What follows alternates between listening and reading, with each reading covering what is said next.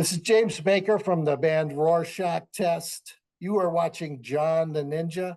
Be sure to check out our new album, Fallen, out everywhere on, well, of course, Halloween, October 31st. Ladies and gentlemen, how are you doing? It's John the Ninja live in the dojo, aka the Dojang, aka the John the Ninja Studios. I'm looking right, and good thing I didn't get my hair cut. Woo, I got my glasses, I got my chain, I got my Bible, I got my guitar. I'm good to rock and roll, and I hope you are, because we're hitting the heavier side of metal, a little industrial. If you know bands like Nine Inch Nails, we're talking Rammstein.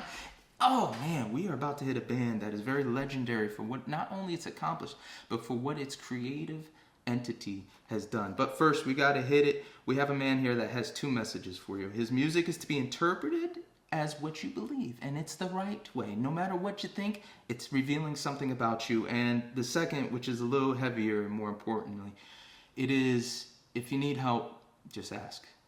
You never know what that other person's going through, and more importantly, you never know how it's going to help you to release that from you. The man who came up with that has had quite the career. He's not only an ordained, they're going to get me for that from my old school. He's an ordained minister, a chaplain. He has a degree in behavioral health, and most importantly, he's a father and husband.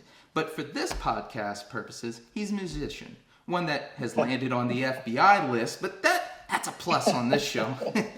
The man's name is James Baker, and the band I speak of is Rorschach Test. James started his music career in the church and naturally was gifted and learned guitar. And after some time as a practicing minister at a Protestant church, he left the church, I say unjustly, was kicked out to pursue his dreams in music. And then moving from Denver to Washington, he created Rorschach Test. No, not like the Rorschach from, that wonderful comic book Watchmen. New Jersey, too. There's a band from New Jersey called Rorschach, which I give props to. Great respect for them. Great band. We got a story about that in that show with the two girls.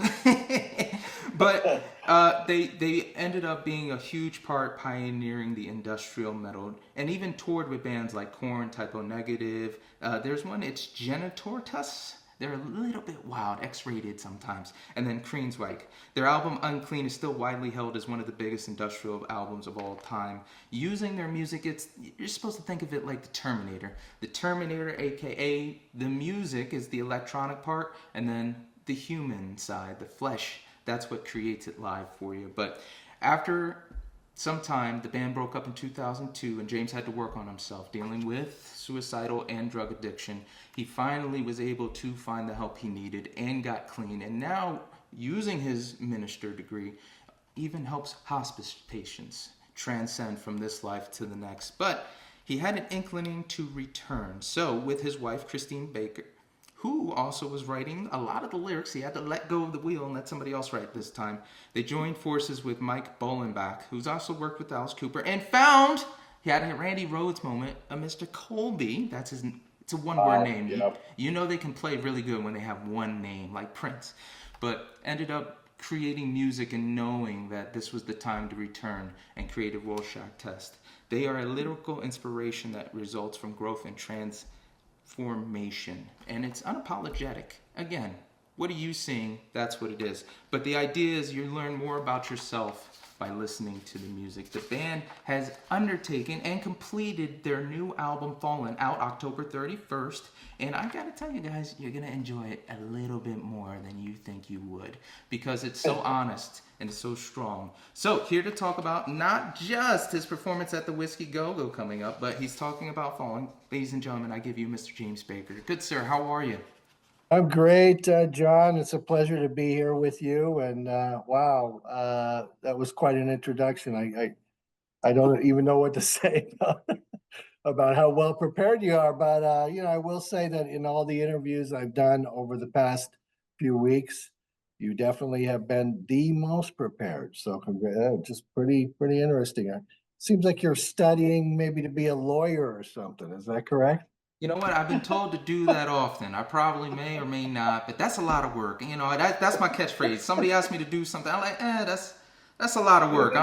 So, but I do have to bring up how important it must be recognized. Like, you guys are coming back, and there's a lot of love. Like, the single Fallen itself is already placed #4 on the heavy radio. It's already got #3 on the metal contraband. So there's a lot of hype of you guys returning, and it's really cool to see that appreciation now. You know, first off, we got to start from the very beginning. Kansas, Wayward Son. I love that song for the riff, but I never listened to the lyrics. You said that was the coming to rock song for you. Can you relay that moment and how it really impacted you? Because your dad was the big Hank Williams guy, who was the country guy. I can't say her name. I think it's Miss Haggard, Merle Haggard, I believe. Merle Haggard. Yeah, you can just call him the Hag. He's rest in peace, but yeah, he's with God now. But he was an incredible country musician who definitely always put his heart on his sleeve and bore his soul to his listeners. And yeah, so yeah, Carry On My Wayward Son.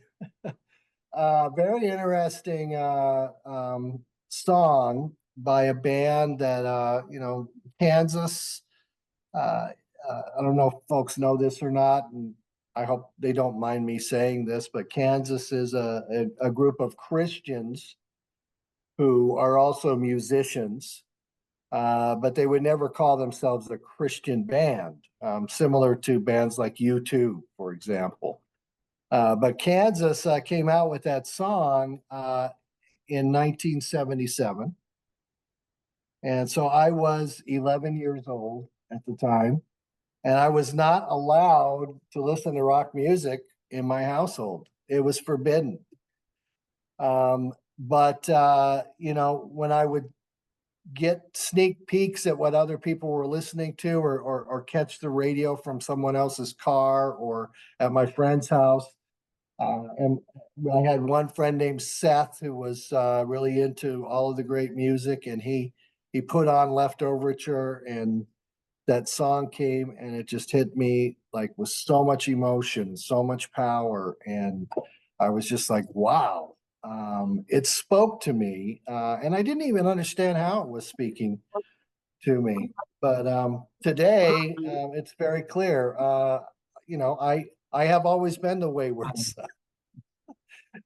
And you know, I feel that carrying on is something that I've got to do, which is why here, years later, after so much life has passed, you know, we've decided to write some new music and get it out there, and that's Fallen is definitely you know, evidence of that. And if you buy the album Fallen, or listen to the album Fallen, or stream it, you will notice there's another reference in one of the tracks to that song. So see if people can find it.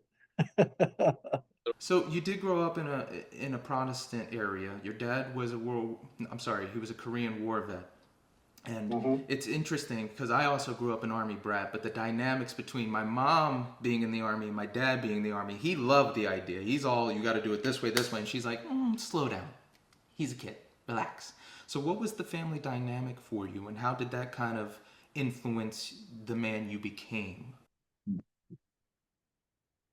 Well, my family,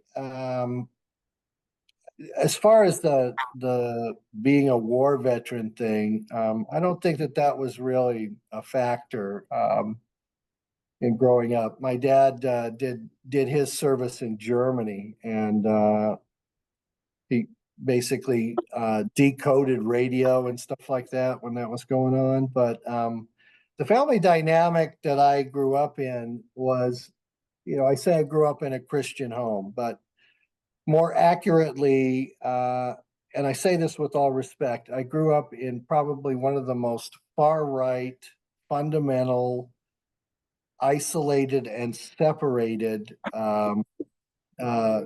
congregations that anyone could ever imagine. I mean, I grew up being taught that everyone outside of our fold, that we were to separate from them. They were no good. They were unclean.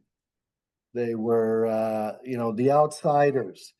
and that, and we weren't Amish or Mennonite or anything like that. This is, this is right in regular, we dressed in regular clothes and, so there wasn't anything like that, but it was a very, very separatist congregation that taught that in order to please God, you needed to keep a very strict list of rules. And, of course, some of those rules were no rock music, no association with people who were not of your faith, things of that nature. And growing up in that, there's also the dynamic of wanting to please your parents.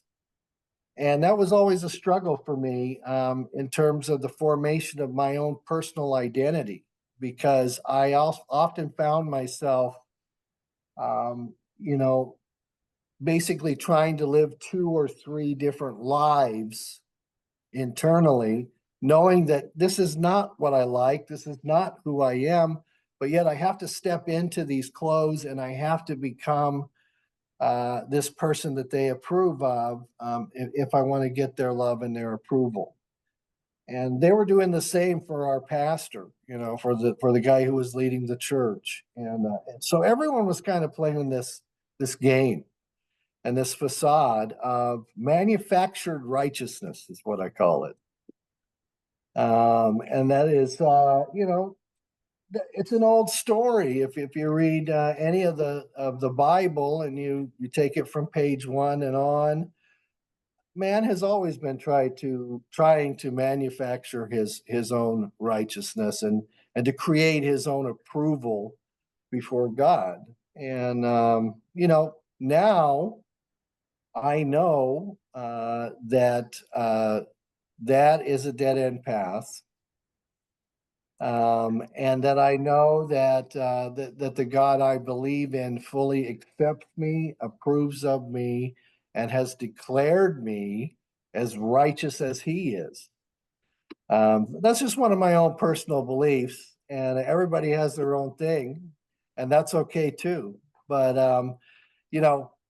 that's the environment I grew up in. It was very harsh. It was very strict, and it was very severe. And as I grew up, people noticed that I was really, really good at playing that game of being that perfect guy. And so they thought that I definitely was earmarked to be a minister. He has to be. He has to be the one. Look at him. He's just the way he talks, the way he is able to interpret the scriptures, the way that he can sing and lead the choir and all of that. He's got to be the guy. Okay. And I invested my own self into that identity 150%. So when the day came that I was asked to leave the church, what went on inside of me was similar to what happened in Bram Stoker's Dracula. I don't know if you ever saw that movie, but I raised my sword and I put it into the crucifix and I said, that's it. I am done with you. In fact, I am now your mortal enemy. And so what came from that was a lot of anger, a lot of pain being expressed in the music. And I was doing that honestly and transparently coming from my heart. But what was shocking to me was that there were so many out there in the outside communities that I was not allowed to have fellowship with who knew exactly how I felt. And when I looked back on the reason of the disagreement, the way you explained it makes so much sense, because you understand the logos, the rhema, and the graphos, that ideology. Wow. For me personally, I was taught, and it's a little weird. My dad, not so much religious. Mom, religious. So I was taught to read the Bible as if a man wrote it, and then, my mom had her ideology, so I kind of combined it like, okay, so it's kind of like Pharaoh with hardening his heart. Okay, Pharaoh hardened his heart, God hardened his heart. Who did it? It's a team effort. So it's still Pharaoh fully, So when I read the Bible, I'm like, okay, what is the writer trying to tell us with this story, and what is the chances of this story being 100% true? And Well, absolutely. But, my interpretation of that is God was being God and Pharaoh was being Pharaoh. It's just like when the sun hits mud, what's going to happen? yeah, The sun's not going to change, but the mud's going to change because it's going to get hard from the sun. The sun stays the same, and God didn't like suddenly change himself to harden Pharaoh. It's just that in the presence of his light, Pharaoh became hard, you know. love that. We, ooh, we'll get back to that. I'm enjoying this so much. It's so nice to talk to somebody that is aware of the context of where we're coming from. But that's the interesting thing, because I was thinking like, okay, here's your story, and then there's a bunch of others who go through the same path of the rejection. I thought like, have you ever considered your story close to kind of Sam Kinnison's, where he too was a preacher and then he said, you know what, forget it. And it seemed like it's a weird dynamic where the person who was, I feel like I have this calling, I feel like I have this calling, and then they give it up and then go on to what they were told to stay away from, and all of a sudden the success blows up. There's another guy who was on my podcast as well. Shout out to Aaron. But same thing, like praying every day, God answer me, nothing. And then all of a sudden he starts living a rock star lifestyle, starts doing porn, and all of a sudden now he's doing what we would consider better. Not just mentally, but he's also giving to charities, and he's got a big grip on helping others, even though people may disagree with the way he lives. Hmm. Yeah. Well, everyone's path is certainly different, and the thing I'd like to point out is that the God that I believe in is not limited in working in any one way or through any one system, or he's not dependent upon me to live my life a certain way in order for him to do his work. He can do his work through me in the most unusual and unexpected circumstances. And we love putting God in a box. It's one of the greatest things that we like to do, as people, because we like to understand things, and we don't like the idea of something that cannot be understood, that is so beyond our comprehension that we can't grab it right now. I think we're on our way to that. All of us, I think we are all on our way to understanding. But the thing is the God I believe in is absolutely in no way limited. He can do his work in a comedy bar where half of the audience is three sheets to the wind and smoking cigarettes, and the comedian is swearing, but yet he says something that changes someone's life in that moment. In the scriptures, and I'm talking about the Bible here, in the what we call the Bible, the book.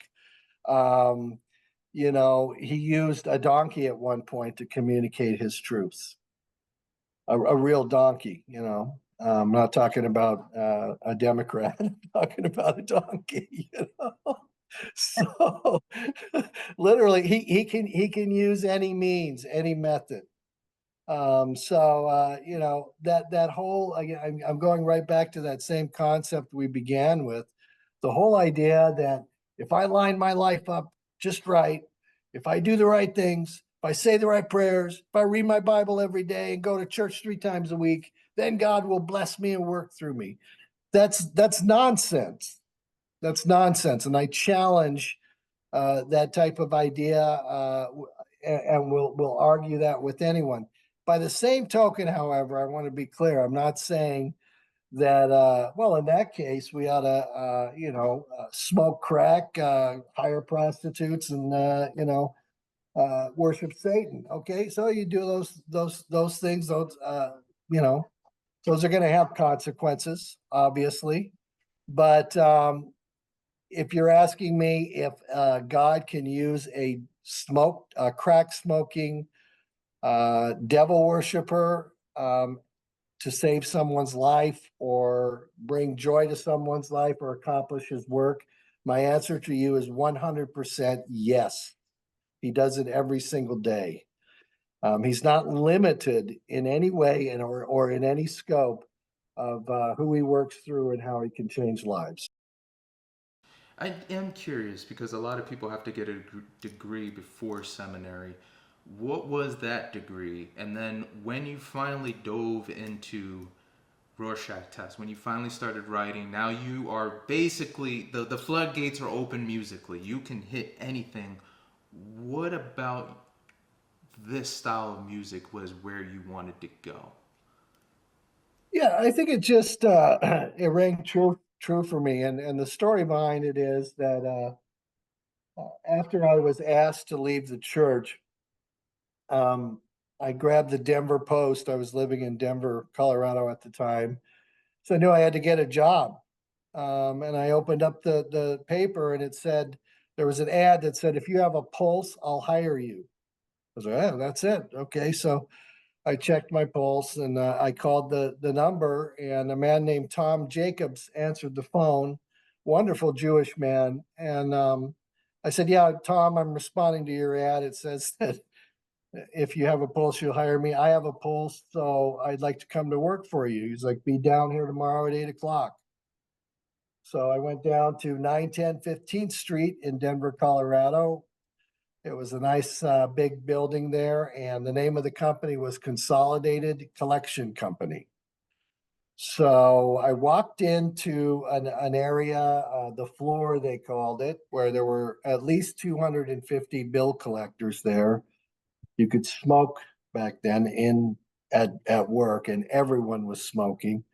And I was like, oh my goodness, what have I done? But I sat down and, I learned how to be a bill collector. And while I was there, there were two guys that sat next to me that were always talking about their music project.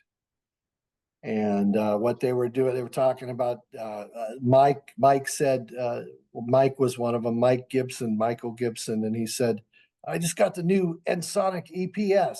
I was thinking to myself, what is that? It's the same board that Trent Reznor used to do Pretty Hate Machine. Well, who's that? So anyways, I didn't know any of this thing. I'm coming from the Puritan background. And one day, Mike was talking with me, and I kind of was telling him about my background and how I sang a lot at church and things of that nature. And he said, "Do you want to come over after work and maybe try out to sing for our band?" And I was like, "Yeah, sure, why not?" And I went over there, and what they had going on was the industrial music, and they introduced me to it. And once again, it was one of those moments, those carry on my wayward son moments, where my heart felt it leaped inside of me, and it felt like, wow, this is it. I found the music that is absolutely communicating how I feel right now. And so, yeah, I'll never forget when I heard Terrible Lie for the first time. I was like, wow, Trent Reznor must have been through something like me. So There's people that can interpret music, and then there's people that can hear the music, and he does both. He can see it right, and construct it, and if you know what to look for, you're like, damn, he's good. But that would lead you guys to do Self Will Run Riot, and then release all the other EPs all the way up, to Unclean. You've done some extensive touring, and you've had some podcast guests has toured with you. You've done some crazy stuff. You got kicked off a bus. You woke up under a piano in a what I can say, a very interesting setting where it's just you and the piano in this huge apartment. You got to party, but with the partying comes moments where there's solidarity, there's teamwork. Touring's great for building those friendships. What bands did you really formulate those relationships with? I wanted to ask about Typo Negative because we had Johnny Kelly on. Yeah, Typo Negative. What an amazing group of guys. And the first we were supposed to meet up with them at Rock Candy in Seattle. The first time we played with them, and the night before we were playing in Boise at a small club, and the band, we decided that I should fly ahead and kind of make sure everything was good at Rock Candy, because we always had problems getting sound checks and getting our lighting gear installed at Rock Candy for some reason. So I flew ahead of the rest of the band to try and take care of that business. And we had lights in Seattle already ready to go. And so the guy who brought the lights in for me, he parked the van in the back of Rock Candy. They opened up the doors and we started loading in the lights. And this very tall man in a flannel was like, "Hey, do you need a hand with that?" And I was like, "Yeah, sure, that'd be great." Figuring he worked for Rock Candy, that he was like one of the stage guys or something. Rock Candy, by the way, was a great club in Seattle. It's no longer there, but so this big guy helped us load everything in and helped us get everything set up. And he's like, "So you, what type of music are you guys? Are you guys like the kind of the dark shit, the evil, the evil stuff, kind of the devil stuff or whatever?" And I'm like, "Yeah, kind of like that. We're like in industrial metal." And he's like, "Oh, cool, cool." He goes, "We kind of are too." And I was like, "Oh, are you playing tonight?" He's like, "Yeah, I'm Peter. I'm typo negative." So, and the guy was just incredible. Peter was so incredibly humble, down to earth, never conceited, never gave you that rock star vibe. Always concerned about how you were doing, if you were comfortable, if you had what you needed. Just an amazing guy all the way around. So, and Johnny and everyone in the band followed suit. Those guys are gems. And yeah, we miss Peter greatly. I would have liked to have seen where things had gone with him, because, I think he was just kind of getting started when he passed away. Some of his craftsmanship in writing was getting really, really good. So, but yeah, I mean, those guys were great. We got to see how lots of bands did it. We went on a tour once with a band called TECK, which was kind of an all-star industrial band that featured Jean-Luc Demeyer from Front 242. And, the stories of that tour are many, but, we were in New York City, and Jean-Luc went shopping with a friend of his, and we were staying in the same hotel. And I got back to the hotel about the same time that he did, and he and his friend were carrying this giant thing that was about as big as a coffin. I was like, "Jean, what is that? What did you buy?" He's like, "Oh, this is a crystal I've been looking for forever." Giant crystal that he went and bought in New York City. And he was an interesting guy to tour with, but you learn something different from the way that every band does it, in terms of efficiency, what you can get rid of in your back line, the easiest way you can seamlessly get on and off stage and do your thing professionally. And that has really evolved so much now. I took a long break, but now with Kolby in the picture, Kolby has shown me the revelation of the rack. The rack.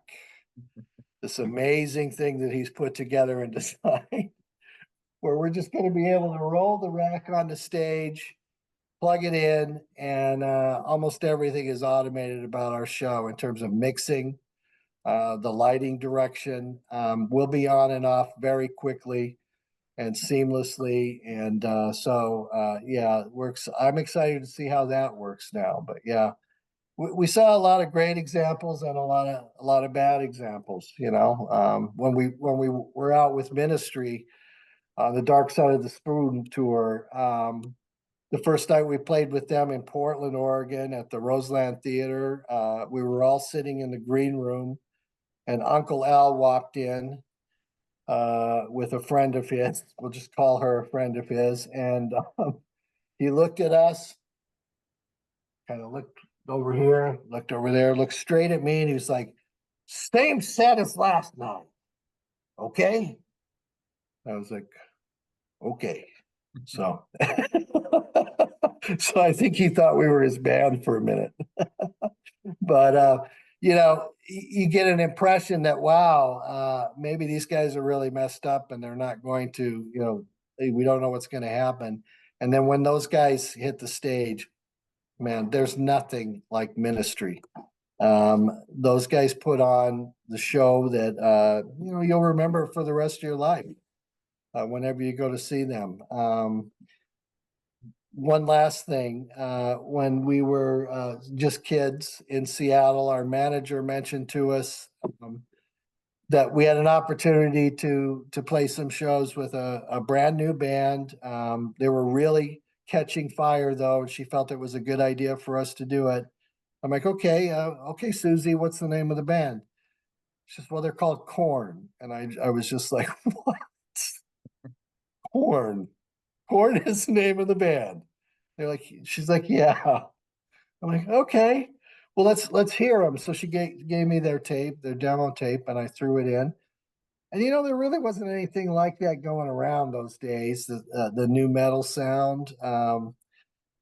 I wasn't really that impressed with the cassette tape, and I thought to myself, and inside my head, we should do this because we're going to smoke these guys. We are just going to absolutely smoke them. It'll be a good deal for us. So sold out show.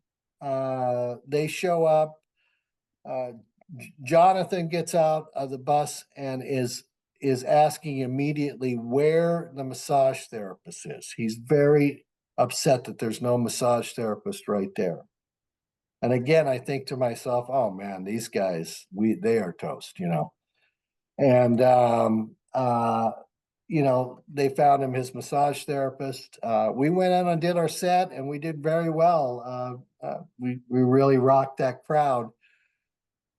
I sat back, and when those guys came on, my jaw literally dropped to the floor. I could not believe how amazing, tight, and incredible that band was in their youth, especially. And I totally understood why Jonathan needed a massage therapist because of what he did with his neck and his dreads. I'd never seen anyone whip it like that. So yeah, lots of great stories like that, and I guess I'm very fortunate to have experienced all of them. But still, you're so good with not just remembering the event, you're good with placing them too. You know the date. If it not the actual 31st, oh, it was definitely a Monday, and then you can pull it back. Like again, when those two girls came to see you guys and they thought it was Rorschach from Jersey versus, you guys coming through, or you're just chock full of all these great stories. And one that I have to sidetrack real quick. You didn't like CBGB's, man. I can understand it was a trash spot, but it was more of like a rite of passage for you. It's like, hey, we survived it. But there was a show you did where it was in New York, I believe, at the Sanctuary, and it was 40,000 people, all those Geiger sculptures, and in my mind, I was kind of like, it just seemed like a full circle moment for me to see you in that situation where, hey, look at all this my past endeavors, and now look where I'm at, and it just kind of came together. Did you have that same feeling, or was it more just so like, no, the hard work I put in has these people here. This is what is more important about this show. Well, it's strange because most people, if they walked into that venue, they would probably liken it to like going to hell or to a horror movie or something like, the setting of, if you imagine what hell looked like, I guess, because of Geiger's sculptures and the artwork that was all around, and there's like the circled stage, and there's 3 levels, and the people that were there were all very, dressed for the occasion. And for me, that moment, I'll never forget that show. We walked out and we started our set, I believe, with a toast. was what we started out with, the song called The Toast. And I could not believe my ears because the majority of the crowd was singing along with Rorschach Test. I couldn't believe this. I mean, I'd seen other bands do this all the time, but this was now happening for us. And it went on for the entire event. I could take my mic and go like that, and everybody knew the music, everybody knew the song on 3 levels of stage, and it was an amazing experience for sure. So people, like I said, some people might have felt they were walking into hell. For me, it was a pretty heavenly experience. It's something that I'll never forget. The other cool thing, uh, I wouldn't say cool, but the other significant event that happened at that show, I don't know if you know this or not, but our bus and trailer with all of our gear and everything in it was towed because we tried to park in front of that church. The And chick, I told the guys, there's no tow truck big enough that's going to come and take all of this. We're fine. Boy, was I wrong. New York had a big tow truck that took us, and so we had to spend before we did the show, we had to spend about 4 to 6 hours getting it out of the tow lot. So that was kind of interesting. but that energy, that feeling, that idea of my hard work, what I've done has impacted. And you've said it time and time again. That Unclean album has gotten you that representation of like, hey, thank you so much for doing this. I mean, again, back to got you on the FBI's most watch list, which is a pretty great story too. But to make that impact, that you really touch somebody in that core where they have nothing else but music to turn to. We have to pivot and turn to the lowest moment. So in 2002, the band disbanded. You were dealing with drugs, and because of the drugs, you had mental health issues, and it was a spiral that just kept on going down and down and down and down. And it doesn't seem like you really had that worst case scenario moment, because you always say it got worse and worse and worse. The ice always just kept on breaking.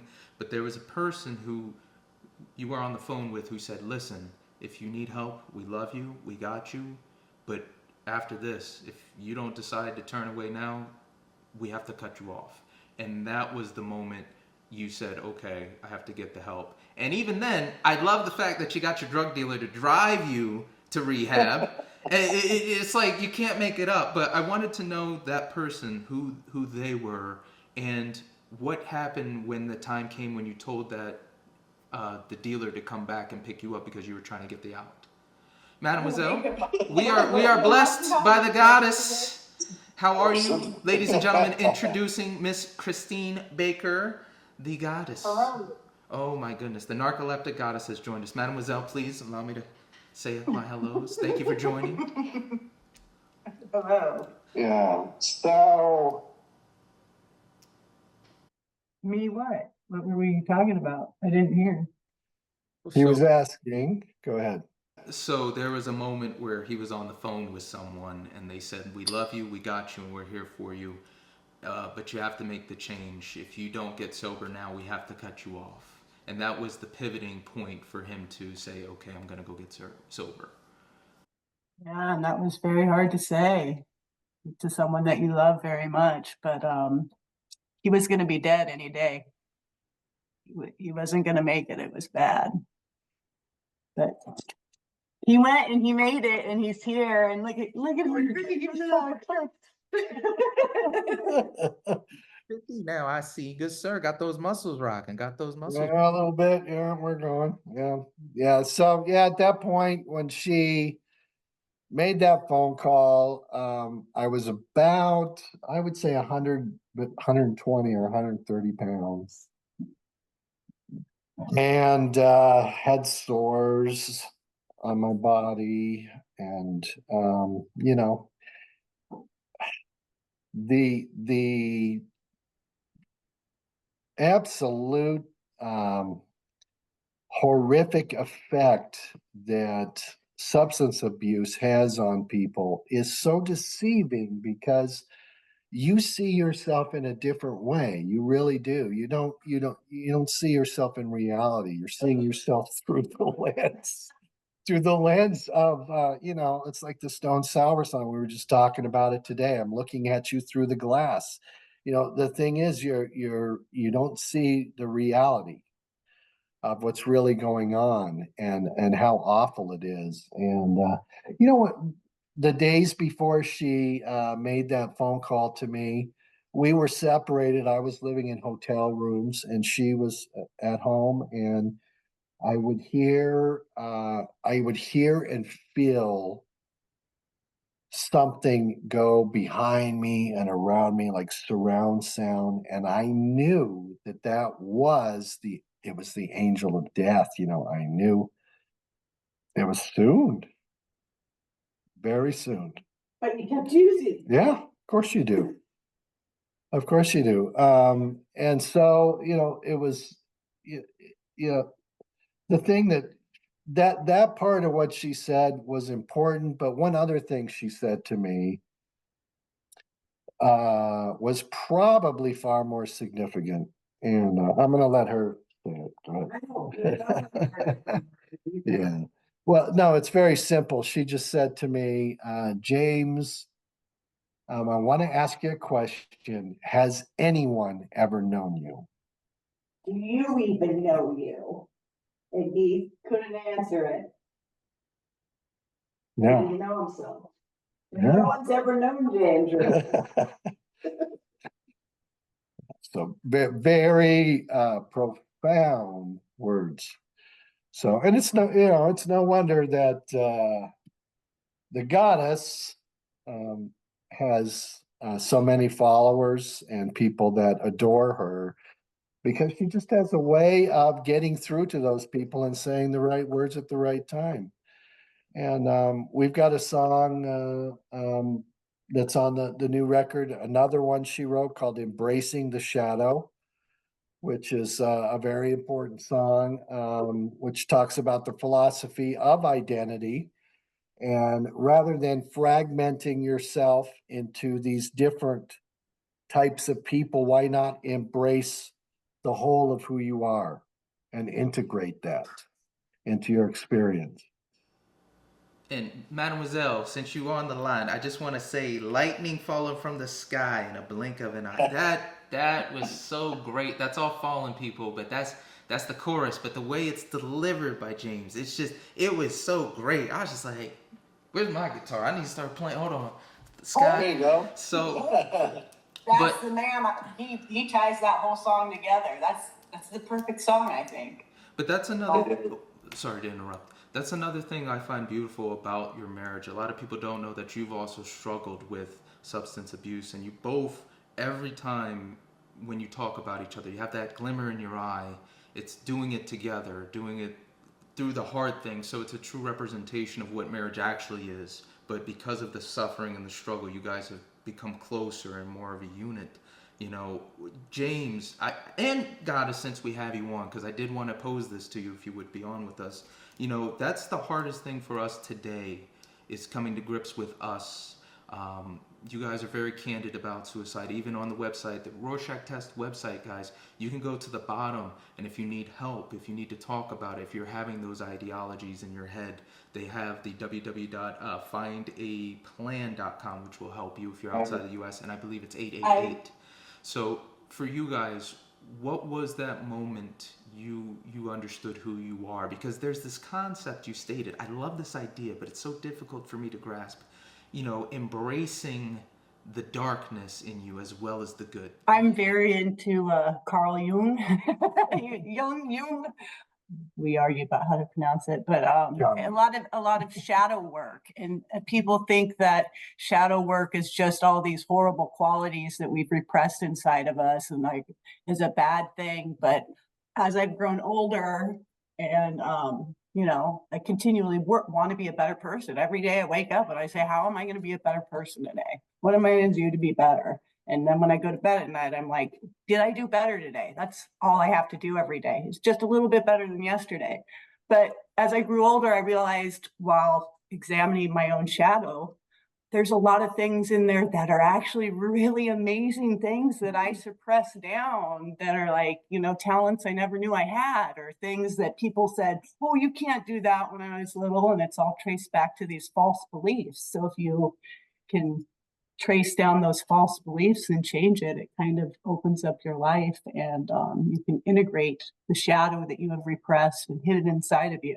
And you can even take the bad parts and make them good. They're not bad. Bad is it's you know, so. Right. Yeah. It's and there is a trend in mental health and substance use disorder treatment that, thank God, is becoming more of the norm, and that's called whole person recovery. And again, this is descendant from the works of people like Carl Jung, or if you want to ask me where it came from, I think it came from a guy named the Apostle Paul. But I mean, it goes into the fact that one of the first parts of getting better or finding healing or finding relief is you have to actually say that this is part of who you are. You have to be able to come forward and say, I am struggling. I can't stop drinking. I can't stop doing drugs. I'm addicted. Or I'm depressed all the time. Or I think about ending my life almost every day. You know, you have to be able to say those words, and you have to be able to allow somebody else in to help you start your journey to get better. But recognizing that that's part of who you are is the first step in growth and getting better. Honey, I'm sorry to interrupt you. Say about the, you know, admitting the suicide is very near and dear to my heart. People that struggle with mental health, and I have a lot of followers that struggle with these things, and I'm not able, because of an algorithm and a certain person that runs social media, if I even say the word suicide, I get shadow banned and no one sees anything, or I get restricted. And so I've been trying for years to figure out a way, like, how can I help these people? And it's got to be outside of the social media, but it's not, it's such, the social media won't allow people to talk about this. You're not allowed to say suicide. It's an automatic flag. People get it, and that's just so wrong, because so many people are struggling. So many people are, you know, and especially since the pandemic hit, you know, everyone locked up, and that, I mean, it really highlights. There's a lot of people that are mentally struggling, and there's nothing wrong with that. People need to know there's nothing wrong if you're mentally struggling. Just please just talk to somebody. Sometimes that's all you need, is just someone to listen, you know. And there's no shame in seeing a counselor, or admitting that you're struggling, or admitting that you're hurting, or that you might want to end your life. And so, yeah, I struggle with not being able to talk about it on my platform. It kills me that I'm not able to really address it. So anyways, I don't know what I was reading. Well, you're really gonna get through. Great work, not just through the social media, through your aspects, not just through the music. I don't know if people notice that you're very quiet of where you stand on the music. You let the music do the talking for the person. You don't give your belief behind it too much. There are some times you explain how you came to Mademoiselle, again, the dream with Paul, and then you came up with the lyrics for Falling. You said, I'm gonna give it to Paul. He's like, no, Paul will be fine.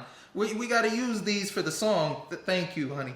I wanted to know, James, for you, especially after, you know, getting your degree, doing the hospice work and helping people transition from life to death, and finally getting the opportunity to do music again, and Christine gives you the lyrics, and you're like, whoa, you know, you've been very vocal, like you've never done that before. You've always been the guy in charge, and you kind of let the wheel go. I wanted to know, was that also a part of knowing yourself as well? When she handed you the lyrics and you look at them, what is it about allowing others to put their input now that kind of makes the music. You're saying this is the best album you guys have done, so obviously this new way of doing it is a little bit more spiritual energy musically. Thankfully, I've also been able to recognize greatness in art and when something is really good. And it's usually just been me becoming a fan of another band or another artist. And for the first time with this record, I'm actually a fan of my own band, which is weird, but I am. I mean, uh, the way Christina puts together the lyrics is amazing, and it's literary, and it's it's beautiful. I wrote lyrics as well on this album. I'll just point that out. But I mean, it's apples and oranges, and you'll see the difference right away. But my lyrics are always a bit more sarcastic, and they have somewhat of a sense of humor. Um, but her artistry and craftsmanship is undeniable, and I thought, I started hearing the music when I saw the lyrics, and put a rough sketch down on GarageBand or Logic or something like that. Took it into the studio. We started tracking, and I knew that it needed some heavier guitars. So I asked Mike Bullenbach, the owner of the studio, full well, anybody that is a session player around here in Phoenix? I can call Jeff Loomis and probably get him involved, or Atron down in LA, but do you know anyone that's local? He looks over at the engineer that's working with us, like, well, Kolby plays guitar. And I'm like, oh, okay. That awkward feeling of, well, I kind of have to be polite, you know. So I said, okay, well, Kolby, why don't you see what you can do with this? Come back 30 minutes later, and I was just blown away. I mean, his skill, not only as a player, but as a producer, and how he handles Pro Tools and everything, is stunning. And I thought to myself, why is this kid here in this studio? I mean, where he should be, why is he working here? And Mike goes, oh yeah, he doesn't just work for me. I mean, he's played with he's played with Judas Priest. He's played with, he's helped out Alice Cooper quite a bit on one of his albums and stuff like that. But you know what? You go to those albums, and there's no production credit for him. So the goddess and I decided, you know what? If he hangs around and does this album with us, which he chose to do, we didn't even ask him. He just got involved, and has done an amazing job. One of our missions in coming back again too is to introduce the world to him. I expect him to be on some of the biggest stages in the world, because that is where he deserves to be. And you'll hear that in the album when you listen to it. I mean, whoa. He's really something else. So all of that, is it spiritual? I guess in a way. For me, I think it's more of a maturity thing, to where I've realized, you know what, it's stupid for me to think that I can do everything. I mean, I made an attempt at making our tour poster, and it looks like something a 10th grader did. I mean, I don't know. People are better at these things than I am, and it's okay. And It's okay to let go and let them do that. but as far as listening and hearing, man, he's got such an interesting, he has such an interesting strike, especially when he sweeps. And I'm like, okay, this kid I don't think he knows what he's got yet, but watching interviews with you and him talking about it, he is so grateful to you guys for the opportunity, and it's like he sees you as a mentor already, even though he's teaching you more. Listen, it's way the other way around. We are so grateful to have him even be involved in any way with this project, because like I said, when the word gets out about him, he's got great things coming in his future, and he deserves all of it. Yeah. One of the other things he's doing is he's producing another project. He probably, well, I should probably be honest here.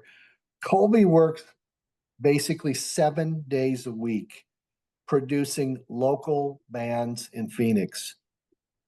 And most of these are just, your wannabe rock stars, the weekend warrior. I want to, try my luck at recording and see if I make it big type people.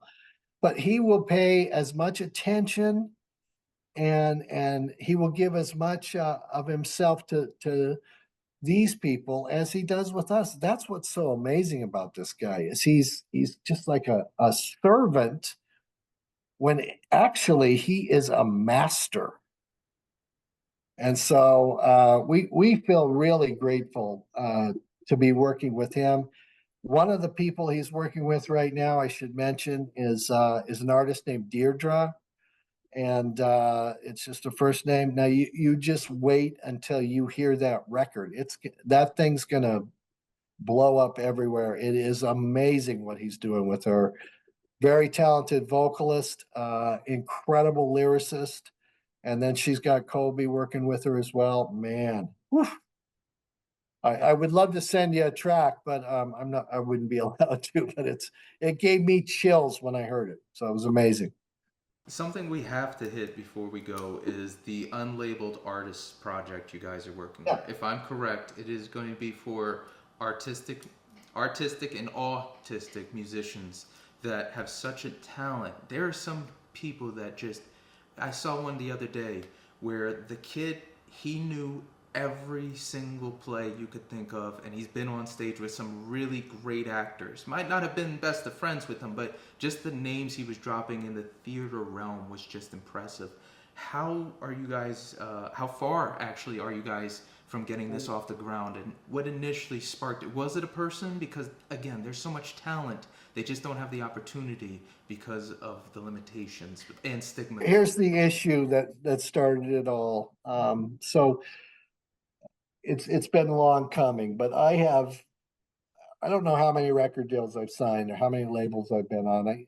I think it's 6. Is it 6? Yeah. Okay, so 6 of them.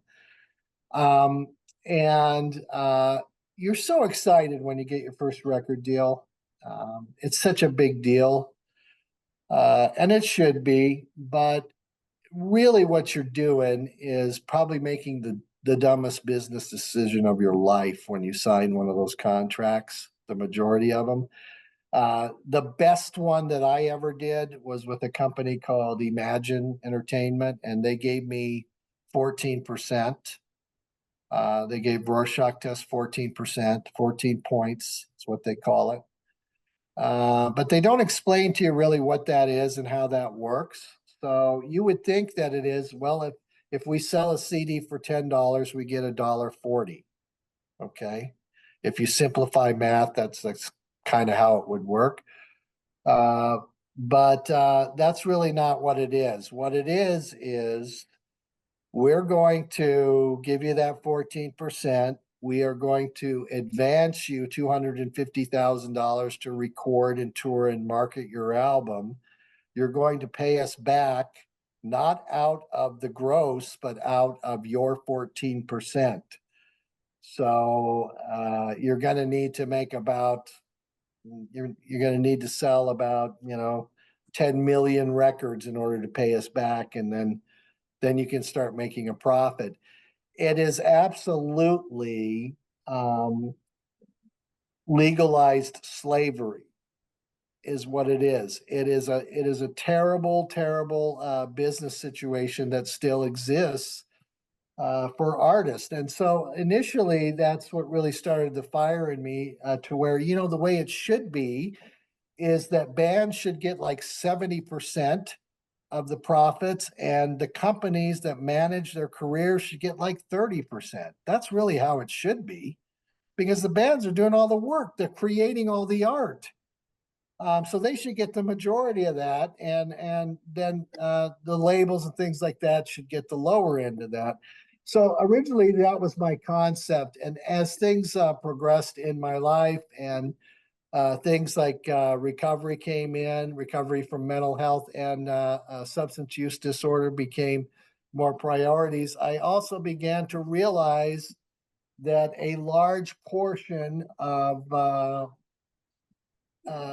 the artistic community were also those who had been diagnosed with mental health and substance use disorders. It's a really interesting. Are you okay? Hon, are you okay? This is real, folks. Anyways, the bottom line is a lot of artists have these struggles. Okay.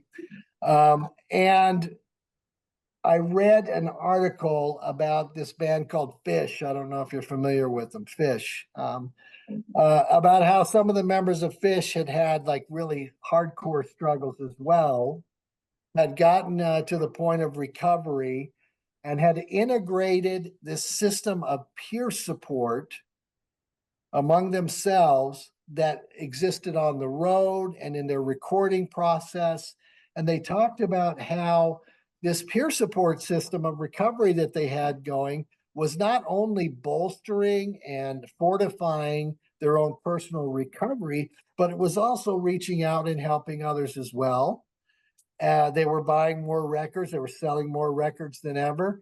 And I just realized, you know what, we've been doing it. We've been thinking about this all wrong and doing it all wrong. There is no reason why an artist, especially an artist that has challenges with mental health and recovery issues, can't support themselves through their art, and in doing so also fortify their own personal recovery. And so that's really going to be the structure and strategy of Unlabeled Artists, is we're going to empower musicians to make a living with their art and at the same time protect their own person by bolstering and fortifying their recovery. And there are a lot of companies and individuals that are just waiting to write grant checks for this thing because they realize that artists, and especially those who struggle with mental health, are some of the most underserved financially part of the population that you can imagine. And so they deserve the funding of things like the National Endowment of the Arts and these other private organizations that are just waiting to help individuals and companies like this. I always end these with the most important question. What's the best piece of advice someone's ever given? I would say I'll give you two. The first one is related to people in the music business, and that is never, ever, ever, ever, ever give 1%, no 0%, never give any of your merchandising rights away. Hold on to your merchandising rights and never give any of them away, because you're going to find out as you go down that long and dusty road that all of your music, all of your shows, all of the promotion is leading to your ultimate job as a professional t-shirt salesman. That's basically what you are. That's where you're going to make your money.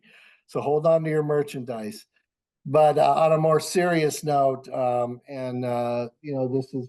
this has been said by many different sages and authors of scripture. By my grandpa put it a different way. He said, "If you eat corn, you shit corn." And that's a very profound statement. I didn't really understand what it meant until I was much into my adulthood years, but now I really, really get it. Whatever you sow, that you will also reap, is another way to put it. And so what you put out there, that's what you're going to get back.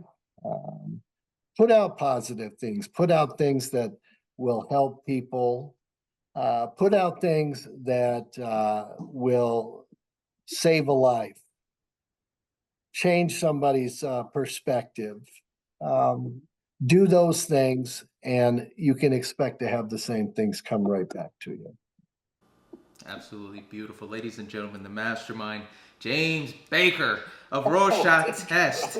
Guys, go check them out. They're on Instagram, Rorschach Test official, on IG. They are also on X. It'd be under James Gets Tested. I still call it Twitter. And then the last most important piece, go to RorschachTest.com. Check out their album Fallen, releasing October 31st on Halloween. If you want a fun fact, their single dropped on National Goth Day. But regardless, and most importantly, guys, if you are struggling with mental health, if you are dealing with any addiction or problem, two things. One, if you are getting that urge, say, I'll get to it tomorrow. It helps tremendously, even delays it. And then two, if you really, really know, hey, there's a problem and you need help, even if you don't want the help, if you do want the help, dial 888. Get on the line with somebody if you're on the U.S. side. And if you cannot do that, you can always go to Rorschach's website and check out the website below that will take you to finding somebody that can help you get a plan. Good sir, thank you so much for your time. So profound. You bet. I want to give one last shout out to Richie Weber. Richie, thank you for what you're doing, brother. Keep it up. And again, thank you so much for your time. Everyone, I don the glasses off and I tell you my words of wisdom. Be smart, be mindful, rock on. As always, Ninja out. This is James Baker from Rorschach Test, and you are watching John the Ninja, like lightning falling from the sky. Woo, baby, you listen to John the Ninja. All your ears are about to go on a vacation. John the Ninja's got what you need.